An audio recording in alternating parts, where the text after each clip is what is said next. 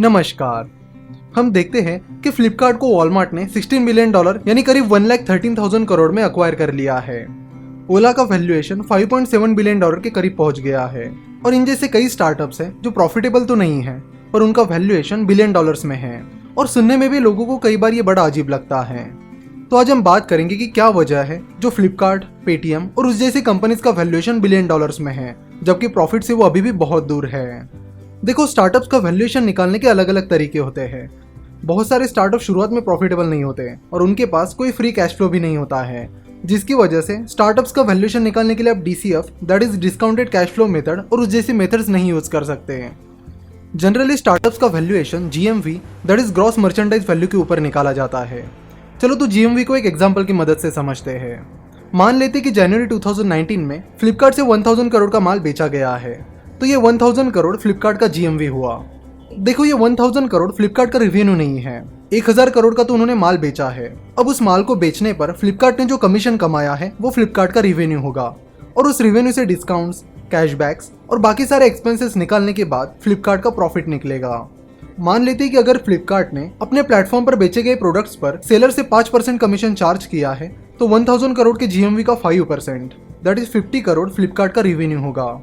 तो GMV के comparison में ई कॉमर्स कंपनीज का रेवेन्यू काफी कम होता है।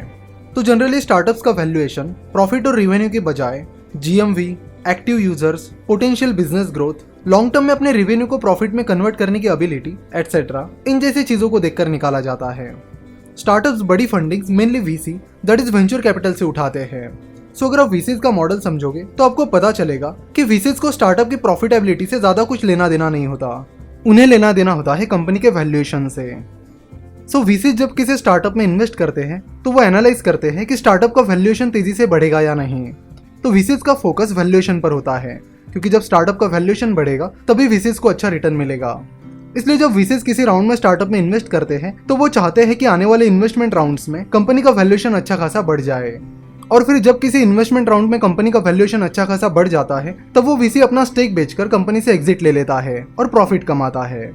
और दूसरी बात ये कि बहुत सारे स्टार्टअप एंटरप्रेन्योर्स ये सोचते हैं कि अगर वो शुरुआत में ही प्रॉफिट के पीछे भागेंगे तो उनकी ग्रोथ स्लो हो जाएगी, इसलिए वो पहले फंडिंग उठाकर अपना ज्यादा से ज्यादा मार्केट कैप्चर करने की कोशिश करते हैं, जिससे उनका यूजर बेस बढ़ने लगता है और वैल्यूएशन भी बढ़ने लगता है। एक बार जो उन्होंने अच्छा खासा मार्केट कैप्चर कर लिया तो उसके बाद वो प्रॉफिट के बारे में सोचते हैं। जैसे आपको ओला की बात बताऊं तो ओला 2010 में शुरू हुआ है पर 2017-18 तक उन्होंने प्रॉफिट के बारे में सोचा ही नहीं। उन्होंने बस फंडिंग उठाकर अपना बिजनेस अलग अलग सिटीज में और अलग अलग कंट्रीज में एक्सपांड करने के बारे में सोचा और ज्यादा से ज्यादा यूजर बेस और मार्केट शेयर हासिल करने के बारे में सोचा। एक बार जो उनका बिजनेस अच्छा खासा बढ़ गया तो उसके बाद उन्होंने प्रॉफिटेबिलिटी के बारे में सोचना शुरू किया। तो ओला ने अभी 2018 से प्रॉफिटेबिलिटी के बारे में सोचना शुरू किया है और इस प्रोसेस में ओला ने अब तक $3.5 बिलियन यानी करीब 25,000 करोड़ की फंडिंग उठाई है और उनका वैल्यूएशन अब 40,000 करोड़ के ऊपर चला गया है। अब तक की इस एक्सपेंशन प्रोसेस में ओला का यूजर बेस काफी बढ़ गया है और अब प्रॉफिटेबिलिटी के लिए ओला ने डिस्काउंट्स कम कर दिए हैं, ड्राइवर्स का इंसेंटिव भी कम कर दिया है और साथ ही वो अपने कस्टमर्स को अलग अलग सर्विसेज ऑफर करके अपना बिजनेस प्रॉफिटेबल बनाने की कोशिश कर रहे हैं। हाल ही में ओला ने अपने कस्टमर्स को इंश्योरेंस की फैसिलिटी देना शुरू किया है और अब वो हर महीने 2 करोड़ माइक्रो इंश्योरेंस पॉलिसीज बेच रहे हैं। इसके साथ ही ओला ने NBFC that is non banking financial company के लाइसेंस के लिए भी अप्लाई किया है ताकि वो अपने कस्टमर्स और ड्राइवर्स को लोन फैसिलिटी प्रोवाइड कर सके। इन सब चीजों के चलते फाइनेंशियल ईयर 2018 में ओला के लॉसेस आधे से कम हो गए हैं। तो फाइनेंशियल ईयर 2018 में ओला का रेवेन्यू 60% से बढ़ गया है और लॉसेस आधे से कम हो गए हैं। ओला फिलहाल इंडिया में 110 से ज्यादा सिटीज में अपनी सर्विसेज ऑफर करती है। सिर्फ ओला ही नहीं बल्कि OYO, Amazon India, Flipkart, Paytm, Swiggy, Zomato और इन जैसे कई सारे स्टार्टअप्स इसी सोच से अपना बिजनेस चला रहे हैं। आपको बता दूं कि Amazon, जो कि आज दुनिया की तीसरी सबसे बड़ी कंपनी है, उसने भी शुरुआत में यही स्ट्रेटेजी अपनाई थी कि पहले एक्सपेंशन पर फोकस करना और फिर प्रॉफिटेबिलिटी पर। Amazon 1994 में शुरू हुई थी और 2003 में प्रॉफिटेबल हुई। 1999 में Amazon का वैल्यूएशन $30 बिलियन के करीब था और तब वो प्रॉफिटेबल भी नहीं थी।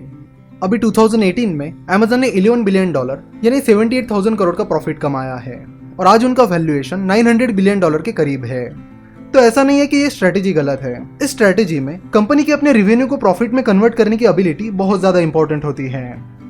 1996 से 1999 के बीच यूएस में .com बूम चल रहा था, जब बहुत सारे स्टार्टअप्स अपना ऑनलाइन बिजनेस सेट कर रहे थे और वीसी से फंडिंग उठाकर अपना बिजनेस एक्सपांड कर रहे थे। पर बाद में ज्यादातर स्टार्टअप्स अपने रेवेन्यू को प्रॉफिट में कन्वर्ट ही नहीं कर पाए और फिर .com बबल हो गया, जिसमें बहुत सारे स्टार्टअप्स फेल हो गए और इन्वेस्टर्स का पैसा डूब गया। तो 1999-2000 के .com बबल में हमें ये सीख मिली थी कि फंडिंग उठाकर तेजी से बिजनेस एक्सपांड करना और बाद में प्रॉफिट के बारे में सोचना, ये बिजनेस मॉडल गलत नहीं है। पर बहुत कम स्टार्टअप्स इस मॉडल को क्रैक कर पाते हैं और सक्सेसफुल बन पाते हैं। तो ये बिजनेस मॉडल ही कुछ ऐसा है जिसमें वैल्यूएशन तो बढ़ जाता है, पर कंपनी ने प्रॉफिट कमाना शुरू नहीं किया होता। कुछ इन्वेस्टर्स को ये मॉडल सही लगता है तो कुछ इन्वेस्टर्स को बिल्कुल नहीं। हाल ही में मिस्टर वॉरेन बफेट की कंपनी बर्कशायर हैथावे ने पेटीएम में इन्वेस्ट किया है, जिसका बिजनेस भी पहले एक्सपांशन और फिर प्रॉफिट इस मॉडल को फॉलो करता है। तो वीडियो कैसा लगा ये कमेंट करके जरूर बताएं और कमेंट करके हमें जरूर बताएं कि और किन चीज़ों पर हमें केस स्टडी बनानी चाहिए। अगर वीडियो पसंद आई है तो जरूर वीडियो को लाइक करिए और अपने सारे दोस्तों के साथ शेयर कीजिए, ताकि उन्हें भी स्टार्टअप का ये वैल्यूएशन मॉडल समझ में आए। हमसे जुड़े रहने के लिए आप हमें फेसबुक, ट्विटर और इंस्टाग्राम पर फॉलो कर सकते हो। वीडियो देखने के लिए और हमारे साथ जुड़े रहने के लिए आपका बहुत बहुत धन्यवाद।